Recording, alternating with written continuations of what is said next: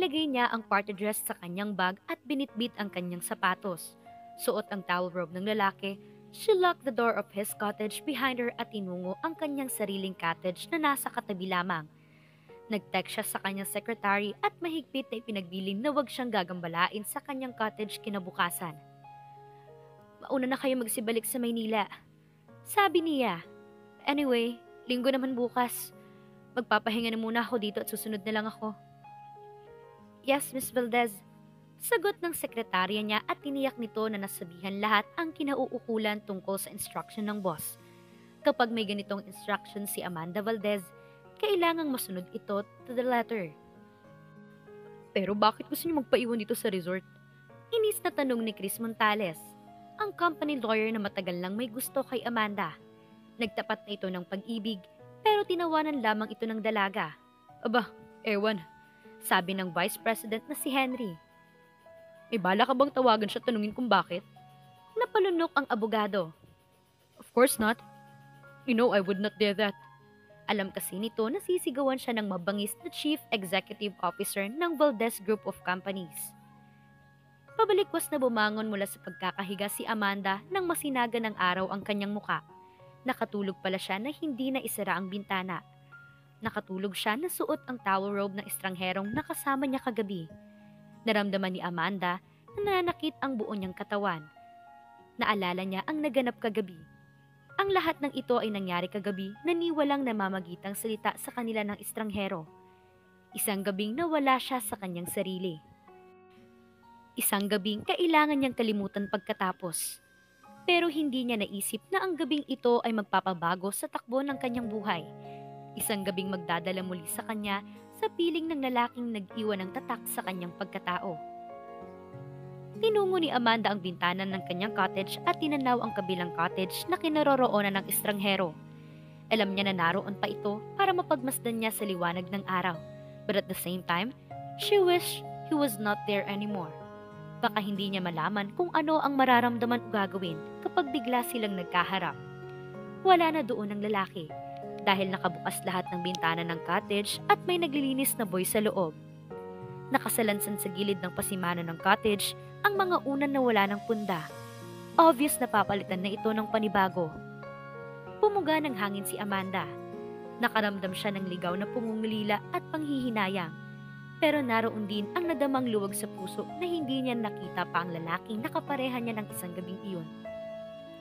Pumasok siya sa banyo at naligo. Sinabon niyang mabuti ang buong katawan na tila kayang tanggalin nito ang bakas ng naganap ng isang gabi. Nag-text si Amanda sa kanyang piloto at sinabing sunduin siya ng kanyang private plane pagkatapos ng tanghalian. Pagkatapos alamin ang dapat pang bayaran sa counter, naghanda na siya sa pag-alis sa resort. Nang dumiting siya sa kanyang mansyon sa Maynila, nagpahinga si Amanda at inihanda ang sarili sa haharaping trabaho sa kanyang opisina. Hindi siya nakapasok ng Lunes at Martes kaya alam niyang magkakaroon siya ng backlog sa trabaho. Pero okay lang yan sa kanya dahil gusto niyang maging abala. Mayroon siyang mga bagay na gustong makalimutan. Binabasa niya ang isang project proposal nang pumasok sa kanya ang tanggapan ang company lawyer na si Chris Montales. Naupo ito sa silyang nasa harapan ng malaking mahogany desk ng Chief Executive Officer. Nagpatuloy sa pagbabasa si Amanda at para walang nakita. Hi Amanda, you look so concentrated on your work. Bati nito sa kasywal na tono. Tiningnan nito ng dalaga sa ibabaw ng rim ng reading glasses na suot. Anong ibig mong sabihin, attorney? Nalaro-laruin ko ang pagtatrabaho? Sarkastikong tanong niya. Tumingin siya sa pambisig ng orasan. Tila hindi na break time. Anong ginagawa mo dito? Do you want to talk about something official? Napamaang ang abogado. Nanibago ito sa tono ng kausap. Dati-rati, kahit na napaka-formal ang pakikipag-usap sa kanya ni Amanda, at least ay civil naman ito. Pero ngayon, tila ayaw siyang makausap ng kanilang CEO. No, nothing official. Gusto ko lang kasing malaman kung bakit ka nagpaiwan sa resort ng gabi ng birthday party mo. Tinanggal ni Amanda ang suot na reading glasses at matiim na tinignan ng kausap. That's none of your business. Namutla ang abogado. Nagtatanong lang naman. Wala kang karapatang magtanong dahil wala tayong relasyon, except employer and employee. Do you understand? Of Of course, Amanda. I'm sorry na istorbo yata kita. Babalik na lang ako later. Bumalik ka lang kung may sasabihin kang may kinalaman sa trabaho mo dito sa kumpanya. If not, keep away from my office. Amanda, at susunod, bago ka pumasok ay pumunta ka muna sa secretary para malaman mo kung gusto kitang makausap, okay? Dumilim ang mukha ni Chris. What seems wrong to be with you? Nothing. I just want some respect around here. You are out of the line, attorney. Now please leave. Inistorbo mo ko. Nagmamadaling lumabas sa opisina ang abogado. Nagbubulong ito nang mapadaan sa mesa ng sekretary ni Amanda. Oh, bakit para kang bubuyog dyan? Pabirong sabi ng dalaga. Mukhang nakatikim ng sermon, no? Napakainit ng ulo ng boss mo. Inis na sabi ng abogado. Siguro may monthly visitor. Bawal na daw kung basta pumasok sa opisina na hindi mo na nagpapaalam sa'yo. Naupo si Chris sa harapan ng desk ng sekretarya. Ano bang nangyari sa babae na yun? Mula nang manggaling sa resort, tila palagi mo init ang ulo. Nagkibit balikat ang dalaga. Ewan, pero I did not dare to ask. 10 taon na akong sekretaryo ni Ms. Valdez pero hindi ako nakikialam sa personal na buhay niya. Yan kasi ang gusto niya, na magkaroon ng hangganang relasyon ng subordinates niya sa kanya. Hindi ako subordinates, akong abogado ng kumpanya. Si Ms. Valdez pa rin pumipirma ng yung paychecks, attorney. Tumayo si Chris at inis na lumabas. Lihim namang napangiti si Maria. Alam ng lahat na matindi ang panliligaw ni Attorney Montales sa big boss ng Valdez Group of Companies. Pero obvious din na matindi ang pag-aaway nila ng dalaga. O kahit na sino nagtatrabaho doon for that matter, nabansagang heartless boss si Amanda Valdez dahil sa kawalan nito ng interes sa mga lalaki. Tila immune nito sa tawag na pag-ibig. She is a loner. At sa tingin ni Maria, maligaya ito sa pag-iisa. Pagkaraan ng 2 buwan, ipinasya ni Amanda na pumunta sa kanyang private doctor. Ilang linggo na siyang walang ganang kumain. Laging mabigat ang kanyang katawan, lalo na sa umaga. Kung maaari lang, ay ayaw niyang pumasok sa opisina. May mga amoy na nakakapagbaliktad sa kanyang sikmura. At nagiging irritable siya na napupuna ng kanyang mga employees. Sumailalim siya sa general check-up. Matalik niyang kaibigan si Dr. Neri at madalas niyang pahiramin ng pera during the doctor's internship days. Nang matapos ang check-up, matagal siyang pinagbasta ng doktora. Tila pinag-aaralan nito kung ano ang mga dapat sabihin. Sa pagkakaalam nito ay wala siyang boyfriend ngayon. Matagal na siyang loveless. Is something wrong, Neri? Tanong ni Amanda nang mapansin ang kawalan ng kibo ng kaharap. May malubha ba akong karamdaman na terminal na? Ilang buwan na lang bang nalalabi kong panahon sa mundong to? Natawa ang doktora. Ano bang pinagsasabi mo, Amanda? You are as healthy as a raging gorilla. What? But I feel so sick most of the time. Dahil buntis ka, Amanda. Lumalakad sa 2 buwan. Di mo ba napansing hindi ka dinatnan ng menstruation mo? May gulat na rumihistro sa mukha ni Amanda. My menstruation had always been irregular at madalas na malate. Hindi ko naisip na gawing batayan to. Pero paano nangyari ang... The rest of her question froze in her throat. Biglang sumagi sa isipan niya ang gabi with the total strangers sa isang beach resort. Huminga siya ng malalim. Forget it. Kalimutan mo na sana ang tatanong ko. Gusto mo bang pag-usapan natin to, Amanda? Kilala mo ko. I can keep secrets at matalik tayong magkaibigan. Makakaluwag sa'yo kung may mahihingan ka ng problema. Gustong maiyak ni Amanda pero pinigil niya ang emosyon. Ipinagtapat niya sa kaibigang doktora ang nangyari sa kanya ng gabing iyon sa isang cottage in a faraway beach. Napalunok si Dr. Bagon. Hindi nito inaasahan ang narinig mula sa kanya. Kilala niya si Amanda Valdez sa pagiging self-disciplined at matatag. Pero aware din ng manggagamot na lahat ng nilalang ay may sandaling kahinaan. Hindi mo man lang ba alam ang pangalan ng lalaking yun? Na ama ng iyong magiging anak? Umiling siya at naging aware sa kanyang kahibangan. Bakit nga ba hindi man lang niya tinignan ang ID sa wallet ng lalaki na nasa bulsa ng pantalon nito?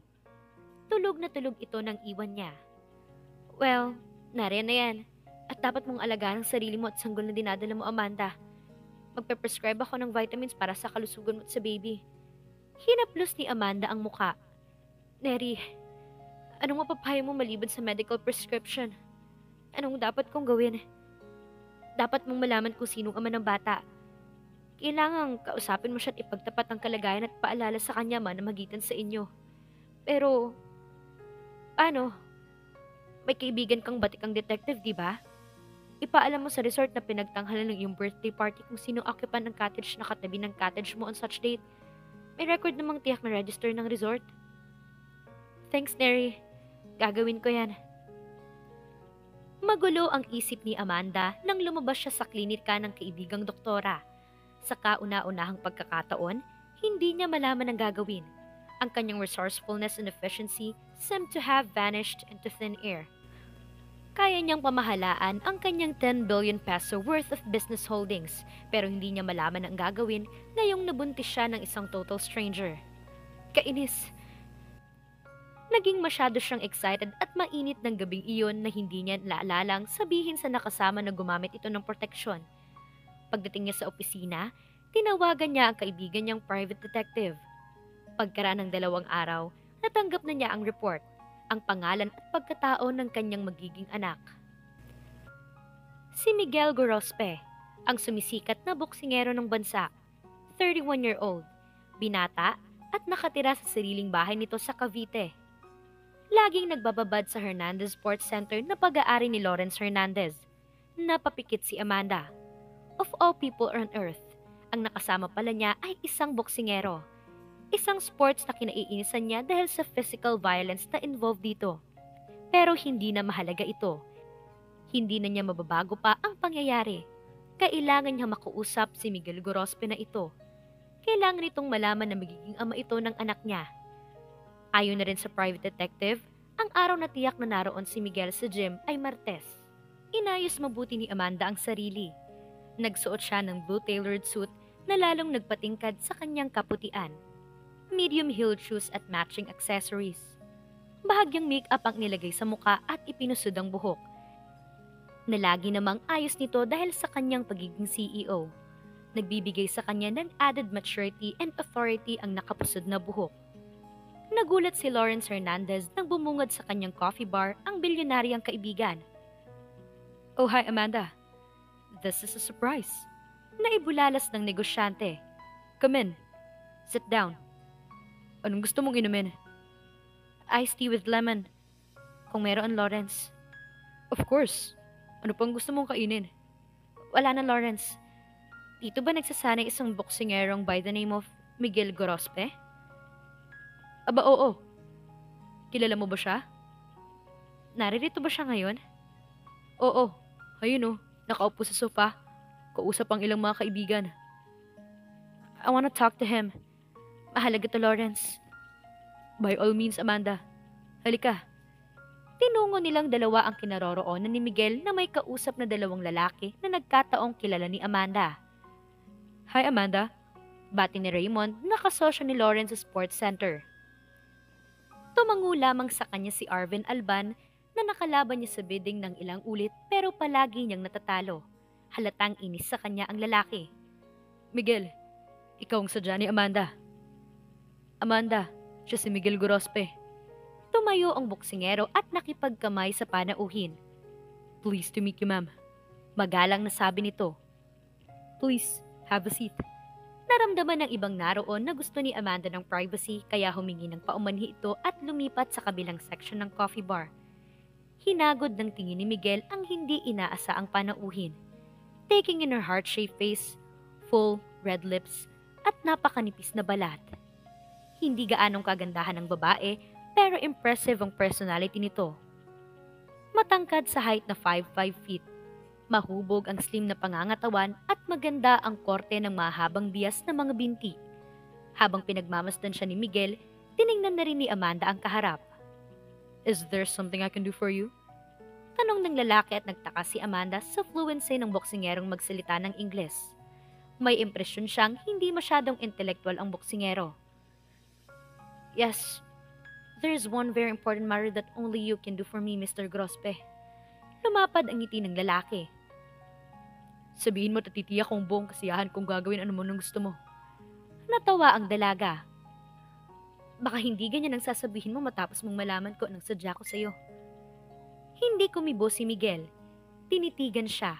Nagtatanong ang mga mata nito. Buntis ako, Mr. Gorospe. At ikaw ang ama ng sanggol na nasa sinapupunan ko. Daig pa ng lalaki ang binagsakan ng langit at lupa. Namutla ito. Biglang pinanlakihan ng mga mata. Hey, is this some kind of a joke or what? Tanong nito at napawi ang ngiti sa mga labi. Para sa kaalaman mo, ngayon lang kita nakita. Alam kong ganyan ang iisipin mo dahil hindi mo nga ako matatandaan. Kung nakasama kita to the point na nabuntis ka, hindi maaaring di kita matandaan, miss. Napaka-imposible naman yata na sinasabi mo. Hindi mo ako matandaan dahil lasing na lasing ka noon. Pero let me refresh your memory. Please do, nakikinig ako. Mahigit ng 2 buwan na nakakaraan. Nagpunta ka sa isang isolated beach sa Batangas. Playa Beach or something. Di ko na rin tumatandaan. Pero on that night na naroon ka, naroon din ako dahil doon dinaos ang birthday party ko. Isinalaysay ni Amanda ang sumunod na mga pangyayari nang masundan niya ang lalaki at napansing kukunan ito ng wallet ng babae at lalaking umaalalay dito pabalik sa cottage. Hinaplos ni Miguel ang sintido. Pilit na nag-isip para maalala ang mga sinasabi ng bisita. Natatandaan kong, yes, nagsama ako ng babae at dinala ko rito sa beach resort.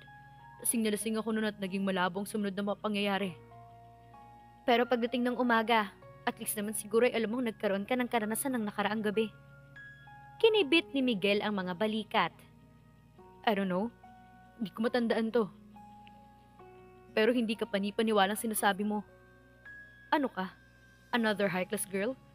Are you trying to blackmail me at ipapakaw mo sa akin ng sanggol na baka naman sa iba mong nakasama nakuha? Namula si Amanda at napahiya pero tinatagan niya ang sarili. Wala siyang inuurong laban at hindi siya uurong ngayon. Hindi ako ganong klase ng babae. Hindi ko bubuhatin ang sarili ko sa'yo, pero mga kaibigan mo na lamang dito tanungin mo. Kilala nila ako. Ano? Exactly. Anong gusto mo mangyari ngayon, miss? Amanda Valdez ang pangalan ko. Tawagin mo akong Amanda. At tatawagin kitang Miguel. After all, kung magkakasundo tayo at makakasal, hindi natin kailangan ng too much formality. Bakit ako papakasal sa'yo? Dahil ikaw ang ama ng anak ko. Kung may duda ka, pagkapanganak ko, magpapakuha kayo ng DNA test sa kahit kaninong doktor mo gusto. Kapag napatunayang anak mo to, ikaw nang bahala kung anong gusto mong gawin. Pero in the meantime, ayokong ipanganak na wala tong ama. Kailangan may ama tong pipirma sa birth certificate at ang tunay na ama nito lamang ang makakagawa nito. Wala kang makukuha sa akin ng kahit anong halaga kung itong iniisip mo kaya nagpapanggap kang buntis ka. Natawa ng malakas si Amanda. Alam ko na wala kang sinabi financially, Miguel. Kabaligtaran ang iniisip mo. Dahil ako mag-aalok sa'yo ng malaking halaga kapalit ng pangalan mo para sa anak ko. What? Anong ibig mong sabihin? 10 million pesos. Ang kalahati ibibigay ko pagkatapos ng kasal natin. At ang remaining 5 million, kapag napatunay ang anak mong sanggol na dinadala ko pagkatapos ng DNA test. Nahihibang ka na, pero I'm not interested. Papakasal lamang ako sa babaeng mamahalin ko. And totoo, hindi kita type, Amanda. No offense meant. Hindi mo ako kailangang mahalin o maging type. Ours will only be a marriage of convenience. Ang pangalan mo lang naman sa anak kong kailangan ko. Kahit kasal tayo, malaya ka makipagrelasyon sa kahit sinong babae. Pero sa maingat na paraan nga labang dahil ayokong magpagtawanan. Ayoko ng iskandalo. Ang dami mo ng kondisyon sinabi, pero sayang lamang dahil papakasal sa'yo. At hindi ko matatanggap na anak ko ang sanggol na dinadala mo ngayon. I'm sorry, pero napaka-imposible ang lahat. Napangiti si Amanda. Okay lang, hindi ako ng tipo ng babaeng namimilit o magsusumamo. Pero kung ikuha ng ama ang sanggol na to sa anumang oras, dangan lamang ang gusto ko sana ang tunay na lumikha sa kanyang makakilalang ama. Tumayo ang dalaga at tumaas ang baba. Pero at least, nalaman ko na hindi pala tunay na lalaki ang ama nito. Mabuti na nga siguro na hindi kanya makilala. Nainsulto si Miguel. Naningkit ang mga matang na patingin sa kausap. Sandali lang. Wala kang karapatang pagsalitaan ako ng ganyan. Prangka akong tao, Miguel. At sinasabi kong aking nakikita. Sana lamang ay wag maging lalaki ang magiging anak ko dahil baka magmana to sa kanyang ama na hindi isang tunay na lalaki. You are a sorry excuse for a man, Mr. Miguel Grospe. Lumakad palayo si Amanda, patungo sa pintuang palabas sa coffee bar. Hinabol naman siya ni Miguel. Hinawakan siya sa isang braso. Sandali lang. Kinalo mo na ang aking buhay sa ilang sandali at ngayon nabigla mo na akong tatalikuran? Sabi ko lang sadya ko. Hindi ako mahilig na mahabang usapan.